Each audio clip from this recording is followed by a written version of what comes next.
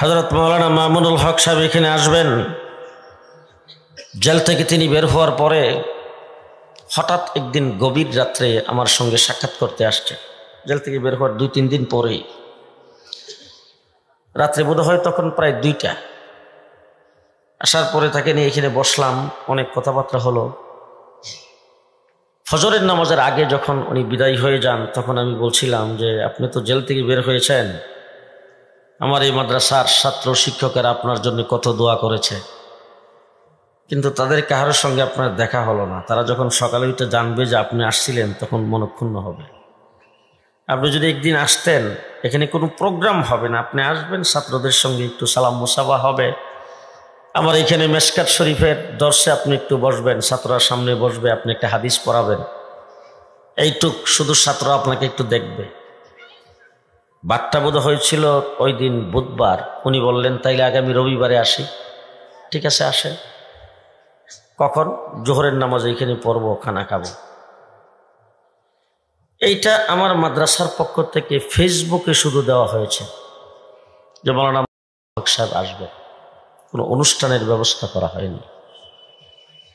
সকাল 10টায় কালিয়াকুর রাস্তার মোড়ে পুলিশ ব্লক দিয়েছেন, এই বাজারে পুলিশ ব্লক দিয়েছে, রাস্তায় কোনো গাড়ি টাড়ি চলতে দেওয়া হয় না। আমি সকাল 9টার সময় মাদ্রাসার থেকে উঠে গিয়েছিলাম আমার দিয়াবাড়িতে, আমার বাসা। ওই বাসার থেকে আমি 10:30টায় আসতেছি, আমার গাড়ি আটকে বলছেন আপনিও যাইতে পারবেন না। কেন, কি কারণ? বলে না না যাইতে পারবেন না। আমার পেছনে আসছেন খালেদ সাইফুল্লাহ ইবি সাহেব, তারও গাড়ি আটকেছে। অটো দিয়া বিরুলিয়া ওলামা পরিষদের কয়েকজন এসে এখানে নামছেন, তারা আমার মাদ্রাসায় আসবেন। তখন বাজে বোধ হয় 11:30 পৌনে 12টা। তাদেরকে বলছে সরে যান, সরে যান, এখানে দাঁড়ানো যাবে না, সরেন। বৃষ্টি পড়তেছিল পেট পেট। আমি গাড়ির থেকে নাম বলবো, একটা কদমও পিছপা হবা না, এখানে দাঁড়াও। আমাকে বলতেছেন আপনি আপনার মাদ্রাসায় গেলে ওই দিক দিয়ে ঘুরে যান, সাদুল্লাহপুর হয়ে। আমি বললাম কেন? ওই রাস্তা আজকে ব্যবহার করা যাবে না। কেন, কি কারণ? বলে উপরের অর্ডার। আজকে উপর কোথায়? কোথায় উপর? যারা বক্তৃতায় দাঁড়ায় বলতো যে পালাবো না, তারা গেছেন কোথায়? আজকে বলছি আপনাদের সামনে, রিমান্ডে ছিলাম 1.5 মাস। প্রত্যেক দিন আমাকে বলা হতো তুই পাকিস্তানি রাজাকার। আমার আকাবের দিন ওলামায়ে কেরামের নাম ধরে ধরে বলতো তারা ছিল পাকিস্তানি রাজাকার, তোরা বাংলাদেশের স্বাধীনতা বিরোধী, তোরা পাকিস্তানি রাজাকার। আমরা পাকিস্তানি রাজাকার নই, একদিনের জন্য পাকিস্তান যাই নাই, পাকিস্তানের সাথে আমাদের আলাদা কোনো সম্পর্ক নাই, পাকিস্তানের কোনো ভিসা আমার পাসপোর্টে নাই। তোমরা আমাদেরকে পাকিস্তানি রাজাকার বলেছ, আজকে তোমাদেরকে বলতে চাই তোমরা সবাই ইন্ডিয়ান রাজাকার।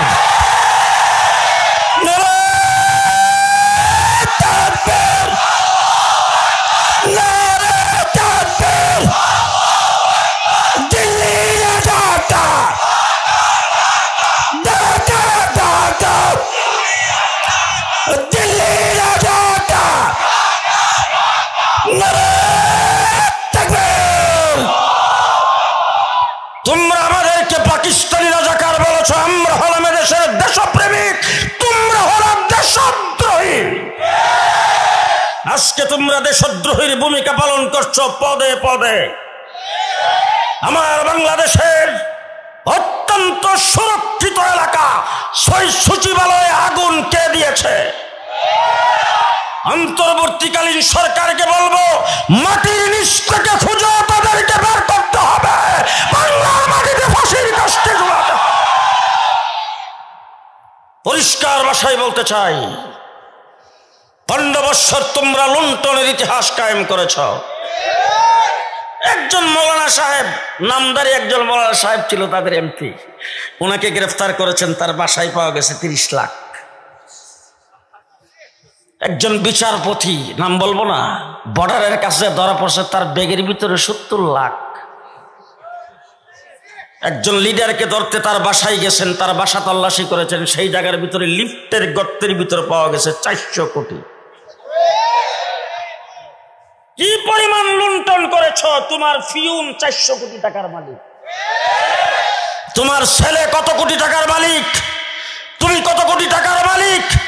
পরিষ্কার ভাষায় বলতে চাই, অস্ট্রেলিয়া যাকে জায়গা দেয় নাই, কানাডা যাকে জায়গা দেয় নাই, আমেরিকা যাকে স্থান দেয় নাই, ব্রিটেন ইউরোপ যাকে স্থান দেয় নাই, তাকে কুলে বসায় মোদি প্রমাণ করেছে ভারত বাংলাদেশের বন্ধু নয়, ভারত বাংলাদেশের শত্রু। আজকে তোমরা আমাদের দেশের মেয়েটাকে বাইগে গেছে, তোমরা তাকে স্থান দিয়েছ। মেয়ে বাইগে গেছে, এরপরে কি যৌতুক পায়? বাবার বাড়িতে কিছু পায়? ওই বাবা এখন আবার যৌতুকটাও চাও, মেয়েটারে নিছো যৌতুকটাও চাও। ঘটনা কি? 16 তারিখে বক্তব্য দিছ, এটা হিন্দুস্তানের স্বাধীনতা, রক্ত দিলাম আমরা। 1971-এর যুদ্ধে তোমরা সহযোগিতা করেছো, তোমাদেরকে ধন্যবাদ জানাইছি 54 বছর। কিন্তু আজকে যেহেতু তোমাদের স্বাধীনতা বলছো, সেই জন্য বলতে চাই, পশ্চিম পাকিস্তানিরা আমাদের দেশে যুদ্ধ করতে খালি হাতে আসে নাই, ভারী অস্ত্র শস্ত্র নিয়ে এসেছিলেন, অতি দামি দামি সম্পদ নিয়ে এসেছিলেন। যুদ্ধে যখন তারা পরাজয় বরণ করেছে, তাদের সমস্ত সম্পদ আমাদের মালিকানা ছিল, তোমরা সব লুণ্ঠন করে নিয়ে গেছো।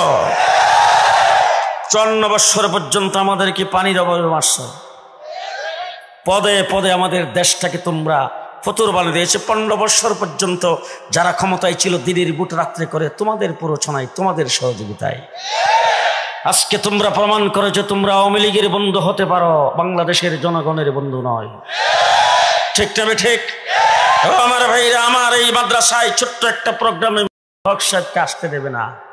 বাংলাদেশের কত জায়গায় গেলাম, স্টেজের কাছে যাওয়ার পরে বলছে হুজুর স্টেজে ওঠা যাবে না। কথাই বলতা খেলা হবে। 15 বছর খেলার মাঠেই ছিলাম। জেলখানায় যাওয়ার আগে যেই গলায় কথা বলেছি, জেল থেকে বের হয়ে সেই ভাষায় কথা বলেছি। 15 বছর তোমাদের খেলার মাঠে আমরা ছিলাম, কিন্তু তোমরা আমাদের সাথে খেলতে আসছো পুলিশ বাহিনীর অস্ত্রের মাধ্যমে, তোমাদের কোনো শক্তি ছিল না। আজকেই তা প্রমাণ হয়েছে, না হইলে এখন পুলিশ তোমাদের সাথে নাই। আসো দেখি,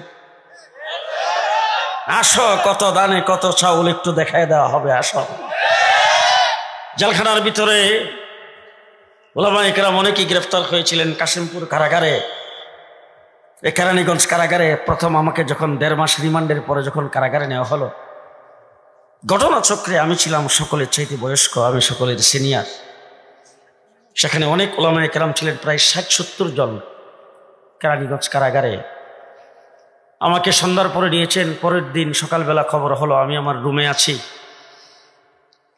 মাত্র আধা ঘন্টার জন্য তালাটা খোলা হতো, 4:30 থেকে 5টা, না হলে ফাঁসির সেলে আমাদেরকে আবদ্ধ করে রাখা হয়েছে।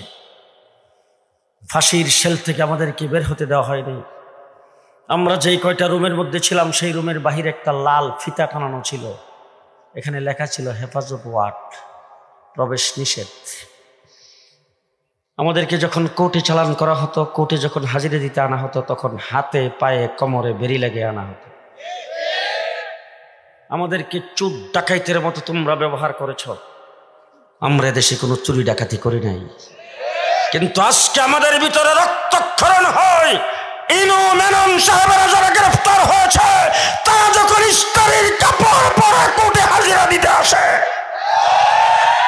পরিষ্কার ভাষায় বলবো, অন্তর্বর্তীকালীন সরকার তারা হলো দেশের চোর আর ডাকাত। তারা দেশের সম্পদকে লুণ্ঠন করেছেন, তারা হলো খুনি, হাজার হাজার মানুষকে তারা হত্যা করেছে। তারা কেন জামাই আদরে থাকবে? তাদেরকে ফাঁসির কাস্টে রাখতে হবে, হাতে পায়ে ডান্ডা বেরি লাগাই আনতে হবে।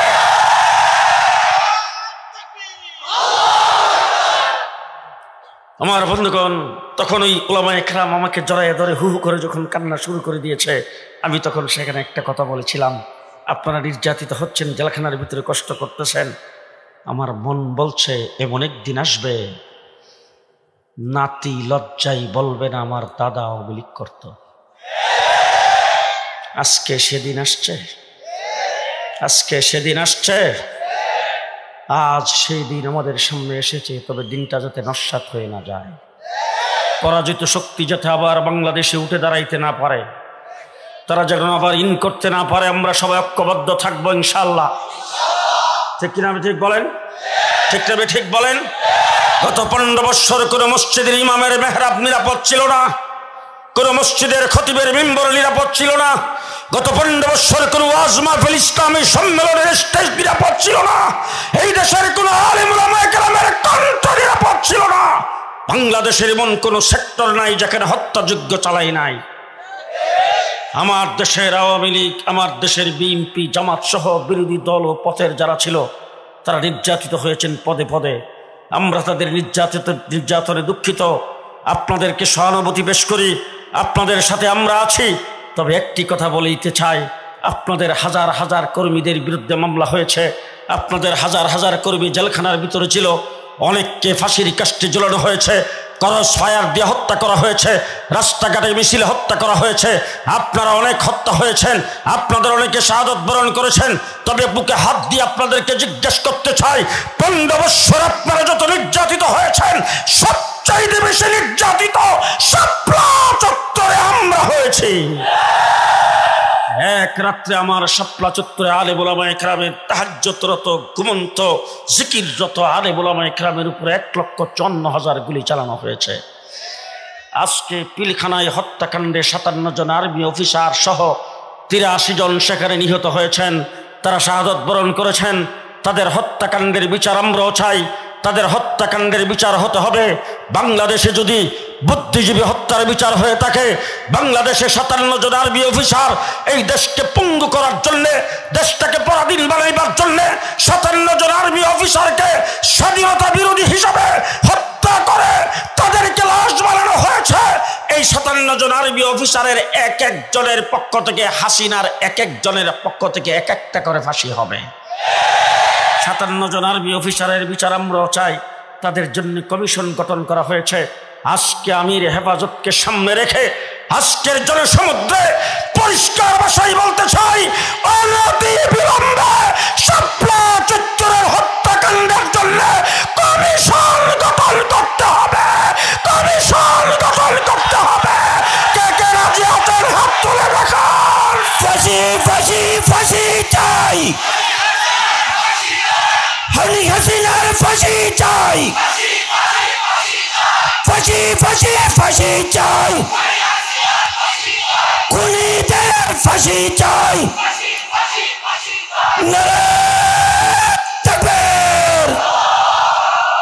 এই দেশ আমার, এই মাটি আমার, এই দেশের জন্য রক্ত আমরা দিয়েছি। ইংরেজের বিরুদ্ধে 200 বছর লড়াই আমরা করেছি। দেশের স্বাধীনতার জন্য রক্ত আমরা প্রথম দিয়েছি। ইংরেজ এই দেশ দখল করেছিল, কোনো লিডার, কোনো নেতা ইংরেজদের বিরুদ্ধে একটা শব্দ বলার সাহস পাই নাই। যদি সাহস করেছেন, একজন আলেম করেছেন, তার নাম শাহ আব্দুল আজিজ মুহাদ্দিস দেহলভী রাহমাতুল্লাহ। তার এই ফতোয়ার পর থেকে আমরা যুদ্ধ করেছি 200 বছর। 3.5 লক্ষ আলেম উলামায়ে কেরাম জীবন দিয়েছেন। এই দেশের আলেম উলামায়ে কেরাম জীবন দিয়ে ইংরেজকে এই দেশ থেকে ভাগিয়ে দিয়েছেন। ফলশ্রুতিতে দেশটা 2 ভাগে স্বাধীন হয়েছে। আজকে যারা স্বাধীনতার পক্ষ শক্তি বলে স্লোগান দাও, আলেম উলামায়ে কেরামকে দেখলেই মনে করে রাজাকার, দেখলেই মনে করে তারা স্বাধীনতা বিরোধী, তারা দেশপ্রেমিক না। তাদেরকে বলতে চাই, স্বাধীনতার ইতিহাস তোমরা ভুলিয়ে দিয়েছ। পরিষ্কার ভাষায় বলছি, আমার মাহমুদুল হাসান দেওবন্দি রহমতুল্লাহ আলাই, যিনি রেশমি রুমাল আন্দোলন যদি না করতেন, তাইলে দেশ স্বাধীন হতো না, ইংরেজ এই দেশ থেকে বিতাড়িত হতো না। আমার মাহমুদুল হাসান দেওবন্দিকে বাদ দিয়ে স্বাধীনতার ইতিহাস রচনা হবে না। যদি পাকিস্তানের 1947 সনের স্বাধীনতার ইতিহাস রচনা করতে চাও, আমার হুসাইন আহমদ মাদানিকে বাদ দিয়ে স্বাধীনতার ইতিহাস রচনা হবে না। যিনি করাচিতে 146 দ্বারা ভঙ্গ করে হাজার হাজার মানুষের সামনে তিনি বুক টান করে আস্তিনের বোতাম খুলে দিয়ে তারপরে তিনি সেখানে বক্তব্য রেখেছিলেন। 146 দ্বারা জারি করা হয়েছে, বারবার এলান হচ্ছে আজকের সমাবেশ হবে না। সমাবেশ যিনি পরিচালনা করবেন, যিনি সমাবেশের ঘোষক হবেন, যিনি সমাবেশের সভাপতিত্ব করবেন, দেখা মাত্রই তাকে গুলি করা হবে। হুসাইন আহমদ মাদানী সবাইকে ফাঁক করে লাফ দিয়ে স্টেজে যায় উঠছেন। উইটা তারপরে বুক টান করে আস্তিনের এই সদরিয়ার বোতামগুলি খুলে দিয়ে বুক টান করে বলছেন, আমি এই মাহফিলের সভাপতি, আমি এই স্টেজের পরিচালক। কারো গুলি। চতুর্দিক থেকে তখন গুলি করা শুরু করেছেন। একটা গুলিও হুসাইন আহমদ মাদানীর গায়ে লাগে নাই। মধ্যখান দিয়ে ভালো করে আপনাদের বলে দিতে চাই, আমি আমার গায়ে কিন্তু সদরিয়া পড়ছি, বোতাম লাগাই নাই। এই যে হুজুর পড়ছে বোতাম লাগাইছে যে, আরো হুজুরদের দেখেন বোতাম কিন্তু লাগাই নাই, বোতাম খোলা। হুসাইন আহমদ মাদানী যখন বোতাম খুলে দিয়েছিলেন, এরপর থেকে উনিও বোতাম লাগাই নাই, আমরাও তারপর থেকে বোতাম লাগাই না। এটাকে তোমরা বলছো মুজিব কোট, আসলে এটা মুজিব কোট নয়, এটা ওলামা কোট। কোটের ইতিহাস ভালো করে মনে রাখবেন। আল্লামা শামসুল ফরিদপুরি রহমতুল্লাহি আলাইহি লালবাগ মাদ্রাসা বরকাটাল মাদ্রাসার প্রতিষ্ঠাতা শেখ মুজিবুর রহমান, তার বাড়ি কোঠালীপাড়া। শামসুল ফরিদপুরি সাহেবের বাড়ি হলো গহরডাঙ্গা। পাশাপাশি মুজিবুর রহমান যাইতেন শামসুল ফরিদপুরি সাহেবের সঙ্গে সময়ে সাক্ষাৎ করার জন্যে। তিনি সেখানে হঠাৎ করে একদিন গেছেন। শামসুল ফরিদপুরি রহমতুল্লাহি আলাইহি এক কোট গায়ে দিয়ে রাখছেন। হঠাৎ করে যাই দেখে শেখ মুজিব বলতেছেন, হুজুর কোটটা আপনাকে খুব মানাইছে। শেখ মুজিবকে শামসুল ফরিদপুরি বলছেন, তুই দাঁড়াইছে পরে নিজের গায়ের কোটটা খুলে শেখ মুজিবকে পরাইয়া দিয়া তারপরে বলছেন, তোরেও খুব মানাইছে, এটা তুই লইয়া যা। এই হলো কোটের ইতিহাস। এটা আসলে মুজিব কোট নয়, এটা ওলামা কোট, এটা ওলামা কোট। তখন থেকে হুসাইন আহমদ মাদানী বোতাম খুলে দিয়েছিলেন। এরপর থেকে ওলামায়ে কেরামের বোতাম লাগাই নাই। হুসাইন আহমদ মাদানী যদি লাহোরের কোর্টে দাঁড়ায়া বিচারকের বিরুদ্ধে কথা না বলতেন, দেশ স্বাধীন হতো না। বিচারক তাকে জিজ্ঞেস করেছেন, আপনার নাম কি? হুসাইন আহমদ বলে, হ্যাঁ। আপনার বিরুদ্ধে অভিযোগ হলো আপনি নাকি ইংরেজের মিলিটারিতে ভর্তি হওয়া মুসলমানের সন্তানদের জন্য হারাম ফতোয়া দিয়েছেন। হুসাইন আহমদ মাদানী কাঠগড়ায় দাঁড়িয়ে বলতেছেন, আগেও ফতোয়া দিছি, এখনো দিচ্ছি, সামনেও দেব। যেই বলছেন আগেও ফতোয়া দিছি, এখনো দিচ্ছি, সামনেও দেব, এই কথা বলার সাথে সাথে হুসাইন আহমদ মাদানী রহমতুল্লাহি আলাইহি পায়ে পড়ে গেছেন মোহাম্মদ আলী জওহার। পায়ে পড়ে বলতেছেন, হজরত ये আদালত है, তোরা নরবি সে বাত করে, মুসলমান পর তোরা রহম করে। হজরত ये আদালত है, এটা আদালত, এখানে একটু নরম হয়ে কথা বলেন। হজরত হুসাইন আহমদ মাদানী মোহাম্মদ আলী জওহারকে ধাক্কা দিয়ে সরাই বলছেন, হ্যাঁ মোহাম্মদ আলী, আজকে যদি ইংরেজের কাঠগড়ায় দাঁড়ায়া আমি আমার ফতোয়া পরিবর্তন করি, হাসরের ময়দানে আল্লাহর দরবারে জবাব দিতে হবে। আল্লাহর নবীর দান শহীদ করার দিনের পরিবর্তন হবে। জোর গলায় যখন তিনি এই কথা বলেছেন, তখন বিচারকের আসন থেকে ডাক দিয়ে বলছেন, মৌলানা সাহেব, আপনি কোন মাটিতে দাঁড়ায় কথা বলেন, কোন জায়গায় দাঁড়ায় কথা বলেন, আপনি কি টের পান?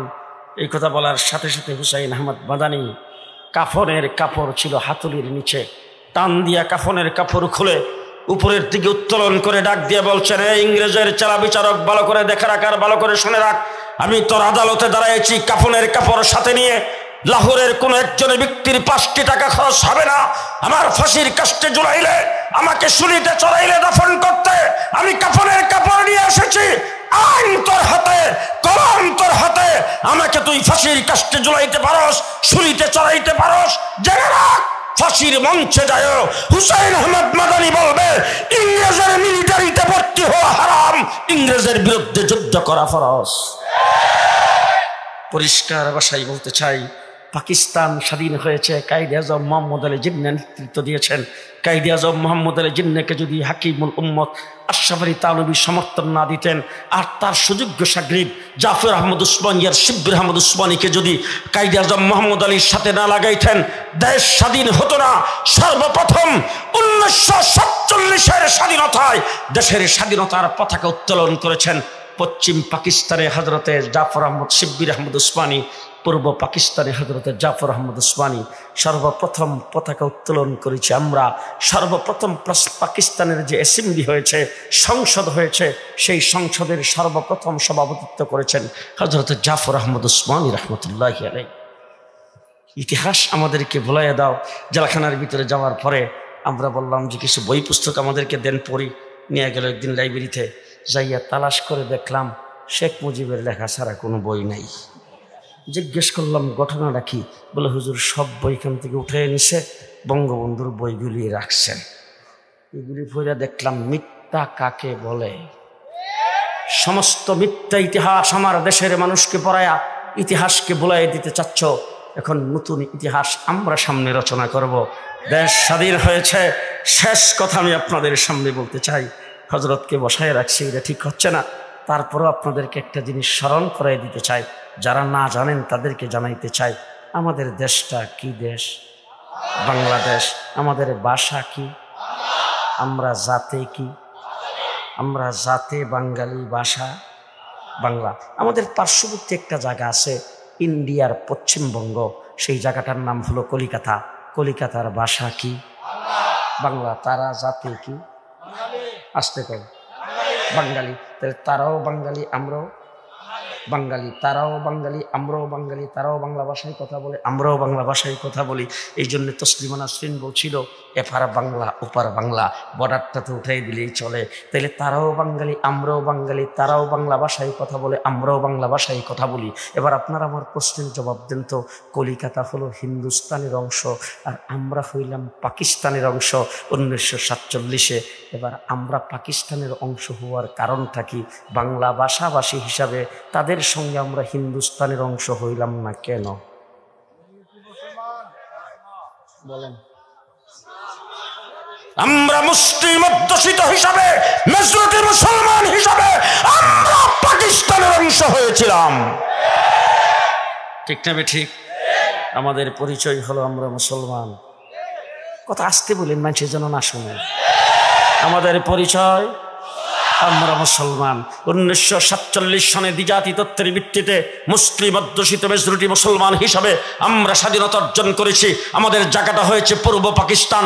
পশ্চিম পাকিস্তানিরা আমাদের উপর অবিচার করেছে, অত্যাচার করেছে, আমাদের অধিকারের উপর হস্তক্ষেপ করেছে। এই জন্য আমরা যখন মুসলিম হয়েছি, মুসলিমের লড়াই 1971 সনে জালেমদের বিরুদ্ধে লড়াই করে 9 মাসে আমরা স্বাধীনতা অর্জন করেছি। কয় মাস? কয় মাস? এবার জিজ্ঞেস করতে চাই, একটু কাশ্মীরের দিকে তাকান তো। স্বাধীনতা যুদ্ধ করে 70 বছর হয়েছে নি স্বাধীন? জি। আসামের দিকে তাকান, 40 বছর যাবৎ স্বাধীনতা যুদ্ধ করতেছে, হয়েছে স্বাধীন? ত্রিপুরার দিকে তাকান, 40 বছর পর্যন্ত স্বাধীনতা যুদ্ধ করতেছে, হয়েছে নি স্বাধীন? তাহলে তারা 40 বছর 70 বছর যাবৎ স্বাধীনতা যুদ্ধ করার পরও স্বাধীন হইতে পারল না কেন? হিন্দুস্তানের অংশ হওয়ার কারণে। আর আমরা পাকিস্তানের অংশ হওয়ার কারণে মাত্র 9 মাসে স্বাধীনতা অর্জন করেছি। পরিষ্কার ভাষায় বলতে চাই, আমরা যদি হিন্দুস্তানের অংশ হতাম 70 বছর লড়াই করো স্বাধীনতা অর্জন করতে পারতাম না। 71-এ 9 মাস যুদ্ধ করে স্বাধীনতা অর্জন করেছি মুসলমান হওয়ার কারণে। স্বাধীনতার মূলে আসতে কেন? স্বাধীনতার মূলে আমরা মুসলমান। কথা আসতে ক। স্বাধীনতার মূলে আমরা মুসলমান। এই লেডি প্রধানমন্ত্রী ক্ষমতায় আইসাই মুসলমান রাষ্ট্র, মুসলিম অধ্যুষিত দেশ, সেই হিসাবে আমাদের দেশের সংবিধানে ছিল আল্লাহর উপর পূর্ণ আস্থা ও বিশ্বাস। উনি ক্ষমতায় আইসে সেটাকে দিচ্ছেন কাইটা। হাই হাই, 2 বছর জেলখানার থেকে বের হওয়ার পরে আমার ছেলেদের সাথে স্বরাষ্ট্রমন্ত্রী বারবার যোগাযোগ করতেছে। হ্যাঁ, 2-3 দিন 4 দিন হয়ে গেছে, এখন আমার সঙ্গে দেখা করো না। ঘটনাটা কি? আমার ছেলেরা আমাকে অ্যাম্বুলেন্সে নিয়ে গেছে ওই সচিবালয় হাসপাতাল থেকে। সেখানে যাওয়ার পরে একমাত্র আমি আর আমাদের কাউকে রাখে নাই, তাদের সমস্ত বাহিনীর প্রধান, গোয়েন্দাদের সব প্রধান নিয়ে তারা 20-25 জন আমাকে ঘেরাও করে রুদ্ধদ্বার কক্ষে আমাকে নিয়ে বসছেন। স্বরাষ্ট্রমন্ত্রী আমার সামনে বৈশা ওয়াজটা যে দিছে, হ্যাঁ, এত বড় ধার্মিক মহিলা পাইবেন কো? মাথার কাপড়টা কোনোদিন ফালায় না, এতটুকু পর্যন্ত ব্লাউজ পরে, তারপরে 5 ওয়াক্ত নামাজ টাইম মতো পড়ে, তাহাজ্জুদ কোনোদিন কাজা করে না, ফজরের নামাজের পরে কোরআন তেলাওয়াত না করে কোনো কামই নাই। ঘটনাটা কি? তখন তারা যখন এই কথাগুলি বলতেছিল, তখন আমার ওই আয়াতটা, কোরআন শরীফের ওই আয়াতটা বারবার, ওয়া মিনান নাসি মান ইয়াকুলু আমান্না বিল্লাহ ওয়া বিল ইয়াউমিল আখির আচ্ছা আপনারা বলেন তো দেখি, যারা আল্লাহর উপর ঈমান আনছে, যারা আখিরাতের উপর ঈমান আনছে, তারাই তো ঈমানদার, তারাই তো মুসলমান। এবার আল্লাহ কি সার্টিফিকেট দেয়? ওয়ামা হুম বিমুমিনিন, আল্লাহ বলেন তারা মুমিন না, তারা মুমিন না, কারণ তারা মানুষকে ধোঁকা দেওয়ার জন্য এই কাজগুলি করেছে। ইউখাদিউনা আল্লাহ ওয়াল্লাযীনা আমানু ওয়া মা ইয়াখদাউনা ইল্লা আনফুসাহুম ওয়া মা ইয়াশউরুন। আল্লাহ রাব্বুল আলামিন বলেন এরা আসলে আল্লাহকেও ধোঁকা দিতে চায়, মুমিনকেও ধোঁকা দিতে চায়। আসলে আল্লাহকেও ধোঁকা দিতে পারে নাই, মুমিনকেও ধোঁকা দিতে পারে নাই, তারা নিজকে নিজে ধোঁকা দিয়েছেন। ঠিক না ঠিক? ওই আয়াতটা বারবার মনে হইতেছিল। এবার আমি জিজ্ঞেস করতে চাই, গণভবন তো দখল করেছে জনগণ, সেখানে ঢুকছে, ঢুকার পরে মদের বোতল ঠিকই পাওয়া গেছে, নামাজের মুসল্লাও পাওয়া যায় নাই, কোরআন শরীফও পাওয়া যায় নাই। এর দ্বারা কি বোঝা গেল? কি বোঝা গেল? পদে পদে দেশ থেকে ইসলামকে উৎখাত করার জন্যে, এই দেশ থেকে ইসলামকে শেষ করার জন্যে পদে পদে কাজ করেছ। গত 15টা বছর এমন কোনো কাজ নাই ইসলামকে এই দেশ থেকে উৎখাত করার জন্য করে নাই। শিক্ষা ব্যবস্থার থেকে ইসলামকে বাদ দিয়ে নাস্তিকার মুর্তাদের শিক্ষা বাংলাদেশে চালু করেছ, ইসলামী শিক্ষার গুড়া পরিবর্তন করেছ। ঠিক না ঠিক? তাদের নামের সাথে ছিল মুসলিম লীগ, মুসলিম শব্দ কেটে দিয়েছেন। নজরুল ইসলাম হল থেকে ইসলাম কাইটা নজরুল হল, সলিমুল্লাহ মুসলিম হল থেকে মুসলিম শব্দ কাইটা সলিমুল্লাহ হল। ইসলাম শব্দের সাথে তাদের এত বিদ্বেষ। ঠিক না ঠিক? আলেম উলামায়ে কেরামের প্রতি তাদের বিদ্বেষ। আলেম উলামায়ে কেরামকে জেলখানার ভিতরে বৎসরের পর বৎসর রেখেছ, এখনো অনেক আলেম উলামায়ে কেরাম জেলখানার ভিতরে আছে। তারা কারা? যারা শাতেমে রাসূলকে হত্যা করেছেন। আল্লাহর নবী সাল্লাল্লাহু আলাইহি সাল্লামকে যদি গালি দেয়, আপনি যদি শোনেন, আপনার অন্তরে রক্তক্ষরণ হবে কিনা? আপনার অন্তরে ব্যথা লাগবে কিনা? কম না বেশি? কম না বেশি? পরিষ্কার ভাষায় বলে যাচ্ছে, আলেম উলামায়ে কেরামকে সাক্ষী রেখে আল্লাহর নবীকে যদি কোনো ব্যক্তি গালি দেয়, আল্লাহর নবীকে যদি কেউ কটূক্তি করে, আপনার অন্তরে যদি ব্যথা না লাগে, আপনি মুসলমান নয়, মুসলমান নয়। ঠিক না ঠিক? গুজরাটে যখন মোদি মুসলমানদেরকে হত্যা করে, কাশ্মীরে যখন মুসলমানদের উপরে গুলি চালায়, মুসলমানদের রক্ত যখন ঝরতেছে, আমরা যখন কাশ্মীরের পক্ষে মিছিল করি, তখন কাউয়া কাদের বলে এটা আভ্যন্তরীণ বিষয় ভারতের। আমরা পরিষ্কার ভাষায় বলছি, আজকে যদি ভারতের কোনো একজন মুসলমানের গায়ে আছর লাগে, এটা মুসলমানদের, এটা ভারতের আভ্যন্তরীণ বিষয় নয়, এটা মুসলিম উম্মার বিষয়। ঠিক না ঠিক? মুসলিম উম্মার বিষয়। মিস্টার মোদি সাহেব আমাদের দেশটাকে দখল করে নেবেন, নানান ধরনের পাইতারা শুরু করে দিয়েছেন। আবার 16 তারিখে বলছেন যে দেশটা হিন্দুস্তানের বিজয়। এই কথা বলে আপনি কি ভাবছেন হাসিনাকে কুলে বসায়া দেশটা দখল করবেন? সাবধান, একটু আফগানিস্তানের দিকে তাকাইবেন। বিশ্বের সবচাইতে বড় পরাশক্তি আমেরিকাকে প্রাণপাশ পড়াইয়া বিদায় করে দিয়েছেন। মিস্টার মোদি সাহেবকে বলবো, আপনারও দুটিরা সামলান, দুটি সামলান, নতুবা জেনে রাখেন আপনার দেশ বড়, আপনার সৈন্য বেশি, আপনার জনগণ বেশি, আপনার পেটের ভিতরে আমরা আছি।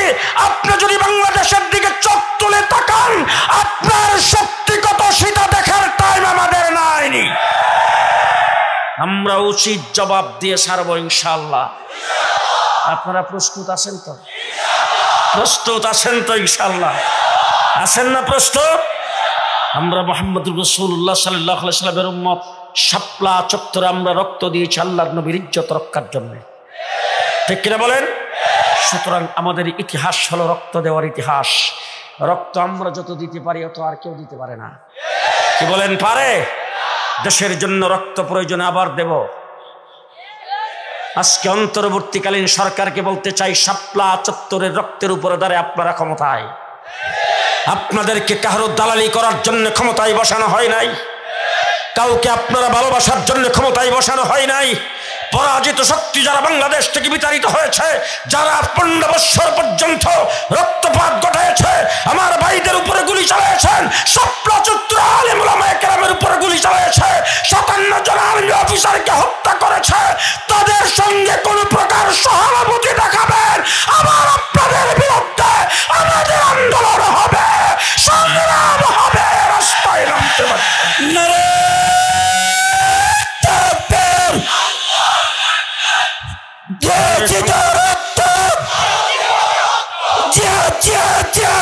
বাংলাদেশে আর বাংলার মাটিতে আসতে পারবে না। আমরা দেশেরও পাহারাদার, দিন ইসলামেরও পাহারাদার। ভালো করে ইতিহাস মনে রাখবেন। শেষ কথা বলতে চাই, দেশ যখন পূর্ব পাকিস্তান, আইয়ুব খান ফ্যামিলি প্ল্যানিং আইন জারি করেছেন। এই দেশের উলামায়ে দেওবন্দ আইয়ুব খানের বিরুদ্ধে মোকাবেলা করেছেন। আল্লামা শামসুল হক ফরিদপুরী রহমতুল্লাহ আলাইহির নেতৃত্বে দেশ স্বাধীন হওয়ার পরে রাষ্ট্রীয়ভাবে এদেশ থেকে ইসলামকে মুছে ফেলার ষড়যন্ত্র শুরু হয়েছে। উলামায়ে কেরাম মোকাবেলা করেছেন। হাফিজ হুজুরের নেতৃত্বে যখন শিখা চিরন্তন জালে এদেশের মানুষকে মুশরিক বানাইতে চেয়েছে, উলামায়ে কেরাম মোকাবেলা করেছেন। শাইখুল হাদিস আল্লামা আজিজুল হকের নেতৃত্বে তসলিমা নাসরিন যখন কুরআন পরিবর্তনের কথা বলেছেন, আমরা মোকাবেলা করেছি। বাইতুল মুকাররমের খতিব উবাইদুল হকের নেতৃত্বে হাইকোর্ট থেকে যখন দুইজন বিচারপতি ফতোয়ার বিরুদ্ধে রায় দিয়েছে, আমরা মুফতি আমিনীর নেতৃত্বে তার মোকাবেলা করেছি। শাহবাগে নাস্তিক আর মুরতাদরা একত্রিত হয়ে যুদ্ধাপরাধীদের বিচারের দাবিতে যখন আল্লাহ রাসূলকে নিয়ে কটূক্তি করেছে, আল্লামা আহমদ শফীর নেতৃত্বে শাপলা চত্বরে রক্ত দিয়ে আমরা তার মোকাবেলা করেছি। তাকবীর। আলেম ওলামা শত্রুরা 2021 সালে বাবার মূর্তি স্থাপন করে দেশকে মূর্তির রাজত্বে পরিণত করতে চেয়েছ। আমরা একটা মূর্তির বিরুদ্ধে কথা বলেছিলাম, আর কথাটা এমন সুন্দর করে বলছি, মাননীয় প্রধানমন্ত্রী আপনি আপনার বাবার মূর্তিটা যে লাগাইবেন, এটার মাথায় বইয়া কাকে যখন পায়খানা করব তখন আপনি কি করবেন? সুতরাং এখানে পশু পাখি এটার মাথায় বসে পায়খানা করবে। সুতরাং আমরা আপনার বাবাকে ইজ্জত আর সম্মান দিতে চাই, তার নেতৃত্বে দেশ স্বাধীন হয়েছে, এই জন্য মূর্তির আপনি লাগায়েন না। এরপরে বৎসরের পর বৎসর এই কথা বলার কারণে, মূর্তির বিরোধিতা করার কারণে আমাদেরকে জেলখানায় ঢুকিয়ে ফেললেন। গত 5ই আগস্টে 11টা 11:30 আপনি পদত্যাগ করেছেন। 1 ঘন্টার ভিতরে আপনার বাবার সব মূর্তি বাংলাদেশ থেকে বিদায় হয়েছে। ঠিক না ঠিক? কাগজে কলমে সাংবিধানিকভাবে আইন করে প্রত্যেক অফিস আদালতে সব জায়গায় আপনার বাবার ছবি টানাইবার ব্যবস্থা করেছিলেন, একটাও নাই। ঠিক কিনা বলেন? এমন ভাবে মূর্তি ভাঙছে, হাই হাই, টেলিভিশনে দেখেছি, সামনাসামনি দেখি নাই। মূর্তি তো ভাঙছেই, আবার জুতার গলাও মালাই দিছে, জুতার মালাও গলায় দিছে, দিয়া তারপরে ভাঙছে। এক মূর্তির মধ্যে দেখলাম একটা বাচ্চাকে যেন উপরে আলগি দিয়ে বসাই দিছে মাথায়, হে মাথার মধ্যে বয়ে পেশাব করতেছে। হায় হায় হায়, মূর্তির রাজত্বে যখন পরিণত করতে চেয়েছে জুনায়েদ বাবনগরের নেতৃত্বে 2021 আমরাই মোকাবেলা করেছি। কোঠা বিরোধী আন্দোলনে ছাত্ররা যখন নামছে, তাদের বুক বরাবর যখন গুলি চালানো হয়েছে, তারা যখন শহীদ হইতে শুরু করেছেন, আমার কওমি মাদ্রাসার ছাত্র একজনে করে বসে থাকে নাই, সবাই রাস্তায় নেমেছেন, 84 জন জীবন দিয়েছে। সুতরাং রক্ত দিয়েছি আমরা। সামনে বাংলাদেশের সংবিধান প্রণয়ন হবে, ইসলাম ভিত্তিক সংবিধান হতে হবে, শিক্ষানীতি প্রণয়ন হবে, ইসলাম ভিত্তিক শিক্ষানীতি হতে হবে, বাংলাদেশ হবে ইসলামের দেশ। পরিষ্কার ভাষায় বলতে চাই, আজকে দেশটা 54 বৎসর হয়েছে, স্বাধীন হয়েছে। শেখ মুজিব ভাই সেই ঘোষণা দিয়েছেন, আমার সোনার বাংলা, আমি তোমায় ভালোবাসি। আপনারা যারা এখানে এসেছেন দেখছেন কিনা জানি না, আমি দেখছি 1974 একজনে বমি করছে, আরেকজনে খাইছে। রাস্তার কিনারের কুসুর ডুগা একটাও নাই, সব শেষ। হা হা।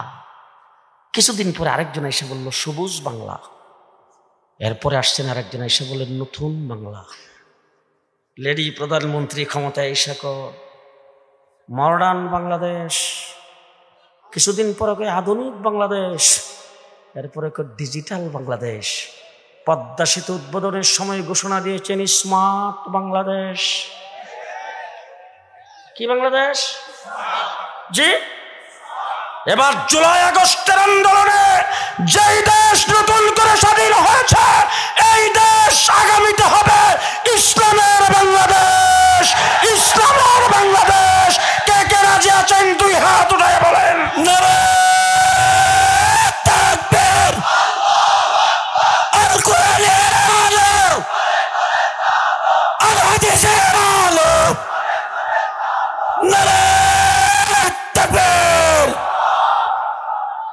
বাংলাদেশকে ইসলামের বাংলাদেশ করার জন্য আবার যদি আমির হেফাজত শাপলা চত্বরের ডাক দেয়, আপনারা কি সেখানে যাইতে প্রস্তুত? প্রস্তুত আছেন তো ইনশাআল্লাহ? প্রস্তুত আছেন তো ইনশাআল্লাহ? আমি আপনাদের কাছে ক্ষমার প্রার্থী, অত্যন্ত দুঃখের সাথে কথাগুলি বলছি, দুঃখের সাথে কথাগুলি বলেছি। 15টা বছর পর্যন্ত ঠিক মতো কোনোদিন বাসায় ঘুমাইতে পারিনি। 1.5 মাস রিমান্ডে আমাকে যা করা হয়েছে, কতবার যে কালো কাপড় দিয়ে চোখ বাঁধছে, 27 পৃষ্ঠা আমার জবানবন্দি লেখছে, সব মিথ্যা আইনে। তারপরে আমাকে 20-25 জন একত্রিত হয়ে বলছে সই করতে হবে। আমি সেখানে তখন বলেছিলাম আপনাদের শেষটা আমার জানা আছে। একজন অফিসার বলছেন কি শেষ জানা? আমি বললাম করস ফায়ার। আপনাদের শেষটা তো হলো করস ফায়ার, এটা আমার জানা আছে, আমি যাইনি আসছি। তবে প্রত্যেক দিন বাসার থেকে সকালবেলা বের হয়ে যেতাম সবার কাছ থেকে বিদায় নিয়ে, আসি কিনা সন্দেহ। পরিষ্কার ভাষায় বলছি, 15 বছর পর্যন্ত নির্যাতন তোমরা করেছো। বাংলাদেশের প্রত্যেকটা সেক্টরের মানুষ নির্যাতিত হয়েছে। আজকে যারা ক্ষমতায় আছে, যদি আপনারা ফেল করেন, বাংলাদেশ ফেল করবে। সুতরাং আপনারা ঠিকঠাক মতো কাজ করেন। পরাজিত শক্তির প্রতি কোনো সহানুভূতি দেখানো যাবে না। মাটির নিচ থেকে হলেও তাদেরকে ধরে বিচারের কাঠগড়ায় দাঁড় করাইতে হবে। ঠিক কিনা বলেন? আপনাদের সকলের কাছে ক্ষমার প্রার্থী, আপনারা আমার এই ছোট্ট মাদ্রাসাটার প্রতি খেয়াল রাখবেন। এই জায়গাটা খ্রিস্টান পল্লী, এখানে আমি জায়গা খরিদ করে মাদ্রাসা করেছি। আল্লাহ যেন মাদ্রাসাটাকে দ্বীনের মারকাজ হিসেবে কবুল করে। আপনাদের সকলের কাছে দোয়া চাই। আজকে মাহফিলটা মাদ্রাসার ভিতরে প্যান্ডেল হয়ে যাইতো, বাঁশকাঠ সব লাগিয়ে ফেলছিল। আমি বলছি না, প্যান্ডেলটা এখানে করো। কি কারণ? আপনারা যারা আসবেন, আপনাদের কদম এখানে পড়বে। আল্লাহ যেন জায়গাটাকে মাদ্রাসার জন্য মিলিয়ে দেয়। সবাই বলেন আমিন। এবং সহজে দ্রুত সময়ের ভিতরে আল্লাহ যেন মাদ্রাসার জন্য জায়গাটা মিলিয়ে দেয়। এই জায়গাটা মাদ্রাসার জন্য হলে আশেপাশে আরো জায়গা আছে, আমার চিন্তা ভাবনা আছে এখানে একটা দ্বীনের মারকাজ প্রতিষ্ঠা করা। আল্লাহ যেন তৌফিক দান করে, আল্লাহ যেন কবুল করেন। সকলে বলেন আমিন। আমি শুধুমাত্র আমির হেফাজত এই বয়সে, এই বৃদ্ধ বয়সে ওনাকে কষ্ট দিয়েছি শুধু দোয়ার জন্য। আমি ওনাকে বলছি হুজুর আপনার বয়ান করতে হবে না, ওনার লিখিত বক্তব্য আছে, লিখিত বক্তব্য এখন আপনাদের সামনে পাঠ করে খোলানো হবে, শোনানো হবে। এরপরে মাইক ওনার সামনে দেওয়া হবে, ওনার মর্জি। উনি যদি কোনো কথা আপনাদের সামনে বলেন আলহামদুলিল্লাহ, আর যদি না বলেন দোয়া করেন আলহামদুলিল্লাহ। উনি অত্যন্ত কষ্ট করে আসছেন, আমি ওনার কাছে ক্ষমার প্রার্থী। এই কথাগুলি দুঃখের সাথে আপনাদের সামনে বলেছি। আরো অনেক কথা আছে অব্যক্ত, সেইগুলি বলবো ইনশাল্লাহ সময় আসলে। আমার বন্ধুগণ, এই দেশ আমার, এই মাটি আমার, দেশ আমার, এই মাটি আমার। আজকে পরিষ্কার ভাষায় বলছি, বাংলাদেশে যখন সর্বপ্রথম তাবলিগ জামাত আসে, আল্লামা শামসুল ফরিদপুরি রহমতুল্লাহি আলাই, ব্রাহ্মণবাড়িয়ার ফখরে বাংলা রহমতুল্লাহি আলাই, হজরত হাফিজ হুজুর রহমতুল্লাহি আলাই পরামর্শক্রমে হজরত মৌলানা আব্দুল আজিজ সাহেবকে তাবলিগ জামাতের প্রথম আমির নির্বাচন করেন। এরপর থেকে ওলামায়ে কেরাম তাবলিগ জামাতের পেছনে কাজ করেছেন, কাজ করে তাবলিগ জামাতকে উঠেছেন বিশ্বের তাবলিগের মারকাজ। যদিও নিজামুদ্দিন, কিন্তু অঘোষিত মারকাজ হলো বাংলাদেশ, কারণ বিশ্বের বিশ্ব ইজতেমা বাংলাদেশে অনুষ্ঠিত হয়। সেই জায়গার ভিতরে তাবলিগ কোন জায়গায় সাদ সাহেব কি বলল ভারতে বৈশা, আমার বাংলাদেশে যারা সাদ সাহেবের কথায় নাচানাচি করে তাদেরকে বলতে চাই, ফিরে আসো তোমরা। সাদ সাহেব আমাদের জন্য আইডল নয়, তাকে আমরা অনুসরণ করতে চাই না। আমরা বাংলাদেশে সকল ঐক্যবদ্ধ হয়ে তাবলিগ করতে চাই। ঠিক না ঠিক? যেই ব্যক্তি ফতোয়া দিয়েছেন কোরআন শরীফ না বুঝা পড়লে ওয়াজিব তরকের গুনাহ, তিনি বলছেন মুহাম্মদুর রাসূলুল্লাহ সাল্লাল্লাহু আলাইহি ওয়াসাল্লাম ভুল করেছেন। হযরতে আম্মাজান আয়েশা সিদ্দিকা, হযরতে এই জৈনব রাদিয়াল্লাহু তাআলা আনহুর বিয়ের সময় হুজুর আকরাম সাল্লাল্লাহু আলাইহি সাল্লাম খিজুরের পরিবর্তে গোশত আর রুটি দিয়ে উলিমা করছিলেন, এই জন্য নাকি উনি মহাভুল করেছেন। নাউজুবিল্লাহ। আরো আসতে কয়েন, মানুষের জীবন না শুনে। আশ্চর্য কাণ্ড। হ্যাঁ, আপনাদের কাছে ক্যামেরাওয়ালা মোবাইল নাই তো? আমার পকেটে আছে, কিন্তু আমি একটু আগে নামাজ পড়ে আইছি, পকেটে মোবাইলটা ছিল, আমার নামাজ হইছে না তো? হ্যাঁ, মৌলানা সাদ সাহেব বলছেন ক্যামেরাওয়ালা মোবাইল পকেটে রেখে নামাজ পড়লে নামাজ হবে না। আজগুবি ফতোয়া। এই সব দেওয়ার কারণে গত 2017 সালে আল্লামা আহমদ শফী রহমতুল্লাহ আলাইহির নেতৃত্বে বাংলাদেশের সর্বস্তর উলামায়ে কেরাম একত্রিত হয়ে বলছেন সাদিয়ানি তাবলিগ বাংলাদেশে চলবে না। 2018 সালের জুলাই মাসের 1 তারিখে শাপলা চত্বরে সেই টঙ্গীর মাঠে তোমরা রক্ত জড়িয়েছ।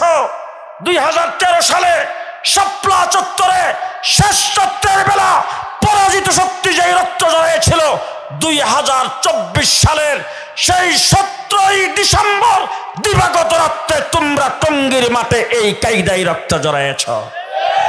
সুতরাং তোমরা আওয়ামী লীগের দূষর, তোমরা ভারতের দালাল, রয়ের এজেন্ট। পরিষ্কার ধন্যবাদ জানাই বর্তমান অন্তর্বর্তীকালীন সরকার সিদ্ধান্ত ঘোষণা করেছেন কাকরাইল মসজিদে তারা ঢুকতে পারবে না। শুরাই নিজাম উলামায়ে কেরামের পরামর্শ যে তাবলিগ চলে সেই তাবলিগের নিয়ন্ত্রণে কাকরাইল মসজিদ থাকবে। আপনারা কাকরাইল মসজিদে যাবেন। আগামী 31 জানুয়ারি 1-2 ফেব্রুয়ারি টঙ্গীতে বিশ্ব ইজতেমা অনুষ্ঠিত হবে। আপনারা থাকবেন না তো? ইজতেমা বাংলাদেশে একটাই হবে, উলামায়ে কেরামের নেতৃত্বে। যেই মাঠে তারা রক্ত জড়িয়েছেন এই মাঠে তাদের ইজতেমা করার প্রশ্নই আসে না। ঠিক কিনা বলেন? যারা হত্যাযজ্ঞ চালিয়েছেন, রক্ত জড়িয়েছেন, তারা সন্ত্রাসী। আসতে বলেন। যদি ছাত্রলীগকে সন্ত্রাসের দায়ে ছাত্রলীগকে যদি নিষিদ্ধ করা হয়, সাদিয়ানি গ্রুপকে বাংলাদেশে নিষিদ্ধ ঘোষণা করতে হবে। রাজি আছেন? রাজি আছেন? আল্লাহ কবুল করুক। আমির হেফাজতের লিখিত বক্তব্য পরে শোনাবেন, এরপরে আমির হেফাজত আপনাদের সামনে বক্তব্য রাখবেন, দোয়া করবেন, এরপরে দেওয়ানার হযরত নসিহত করবেন।